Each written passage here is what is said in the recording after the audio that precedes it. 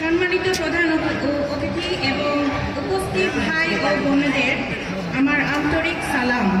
আসসালামু আলাইকুম। আমি বীর শহীদ শাফিকুদ্দিন আহমেদ আহনাফের গর্বিত মা। আমার ছেলে বিএএফ শাহিন কলেজের একাদশ শ্রেণীর ছাত্র ছিল। 2025-এ তার এইচএসসি পরীক্ষা দেওয়ার কথা ছিল। জুলাই 2024-এর 4 আগস্ট মিরপুর 10-এ এই স্বৈরাচার খুনি হাসিনার দোসররা আমার ছেলের ডান বুকে গুলি করে সেই গুলি বাম বুক থেকে বের হয়ে যায়। আমার 17 বছরের ছেলে। আমি তার শেষ কথাটাও শুনতে পারিনি।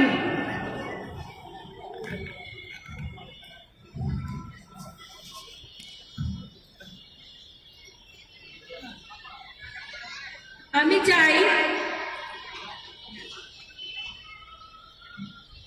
আমার সন্তান শহীদ আহনাফ এবং আহনাফের সকল শহীদ যে স্বপ্ন নিয়ে এই দেশ গড়ার জন্য আন্দোলনে গিয়েছিল এবং রক্ত দিয়েছে, আগামীতে যেই দলই নির্বাচিত হয়ে আসুক তারা যেন এই শহীদদের আত্মত্যাগ ভুলে না যায়, তারা যেন শহীদদেরকে স্মরণ রাখে এবং একটি সুন্দর সুষ্ঠু বাংলাদেশ গড়ে তোলে, যেটি এই শহীদরা করার জন্য, একজন স্বৈরাচারকে উৎখাত করার জন্য তারা নিজেদের পরিবারের দিকেও তাকায়নি। তারা তাদের রক্ত দিয়ে এই দেশকে